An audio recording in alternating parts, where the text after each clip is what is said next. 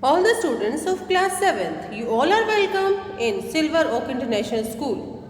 Today, we are going to start a new chapter, that is chapter 1, Environment. This is the geography chapter. Let's have a reading of that. Chapter number 1, Environment. Whenever we are talking about environment, the picture related to the trees, water, small plants, river, etc. arise in our mind. Today in the chapter, we will read about the different aspects of environment through a story of a boy named Ravi. Ravi is a boy of class 7 and whenever he was going back to his school after a long break, then he found that in the playground which was very next to the school, there are deep holes. It was dug up and due to that only he became very sad and he discussed the same matter with his friends.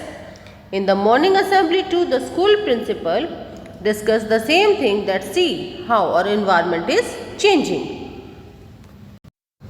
After the morning assembly, when Ravi came back to his class, then he asked from his teacher that, ma'am, what is environment? Then the teacher replied, beta, whatever you see in your surrounding, that is environment. Then again Ravi asked that, ma'am, it means our school building, our table, chair, classroom, even our friends, everything is the environment. Again teacher replied, yes, everything is related to the environment. But see, just wait. Some things are natural, that are given to us by the nature, and some are man-made. Like in your class too, many things are man-made and some things are natural. All the human being means teacher, student, these are natural. Then display board, the smart board, windows, table, chair, everything. And then the school bag like water bottles. These are man-made. So natural things are also there. Air is natural, sunlight is natural. But along with the natural things, many man-made things are also there. It means environment is our basic life support system. It provides us air to breathe, it provides us water to drink, food to eat, etc. And according to the human needs, we are modifying the natural environment, and the modified things are known as the man-made things. So, our environment is divided into two parts. One is natural, the second one is man-made. Two components are natural components and man-made components. Natural components, these are provided us by the nature, like trees, land, air, water, etc. But when we are making changes according to our desires, like we are making building, we are constructing the buildings by using bricks, and bricks are made by the soil. Okay, so we are using the natural land form by creating another things like bricks, or we are constructing the buildings by using bricks. We are modifying the land, we are converting them into parks, we are making the bridges over the rivers, roads on the land. So all these things are modified. So natural things are the things which are provided us by the nature. On the other hand, when we are making changes according to a desire in the natural things, that changed form of the thing is known as man-made things. Then human environment is also consisting one individual man, then family, after that our community, हमारा neighborhood जो होता है, और religion that we are following, और educational area, then our economic system that supports our country. So from one person till the whole nation, the complete human environment is there, which are modifying the needs, which are changing the natural things, etc. In the components of the environment, there are two more components. These are the biotic or abiotic. Biotic components.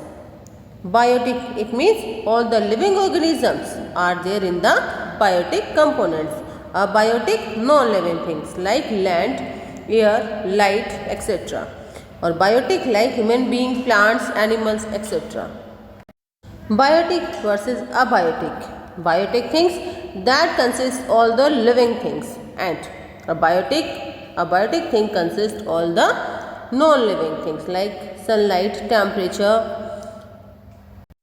nutrient enrichment, humidity, soil, etc. And in the living thing, all the living organisms are being included. So, biotic factors: bacteria, fungi, plants, trees, human being, all kind of animals, and the small organisms. Everything is included in the biotic factors. Abiotic factors, all the non-living things, are included in the abiotic factors of the environment. The next one, natural environment. What is natural environment? Natural environment consists all the things which are provided us by the nature, okay, which are provided to us by the nature, like land, water, air, plants, animals, etc. All the organisms, all the living or non-living things which are natural are making the natural environment.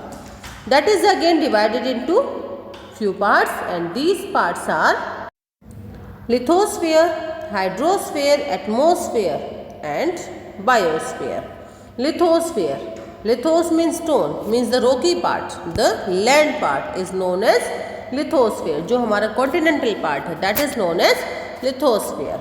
Hydrosphere. Hydro means water. So all the area which is covered with the water is included in the hydrosphere. The sphere that is related to the water. Sea, oceans, river, lake, etc. These are the hydrospheric part. Then atmosphere, the aeric part. All the gases that are surrounding the earth, that is atmosphere. And with the combination of all these three, the new sphere is formed, that is biosphere, where life is possible. So, if we will have only the air part, then life will not be there. If we will have only air and land, then too we require water, means life is not possible in this area. Then land and water is there, so here too life is not possible without air. Again here two areas again meeting with each other, these are hydrosphere and atmosphere, but land is not there. Then again all the living beings are not able to survive in these areas. Then where life is possible? Life is possible in the area only where all these three parts, lithosphere, atmosphere and hydrosphere, came in the contact of each other. So that part is known as biosphere, and all kind of organisms are surviving in these areas. जहाँ पे हमें land भी मिलेगा, water and air, everything is available, then only life is survived. So lithosphere, the top layer of the earth's surface, where rocks and minerals are there, which is covered with the soil, and many kind of landforms are there like mountain, plateau, plain, valleys, desert, islands, etc.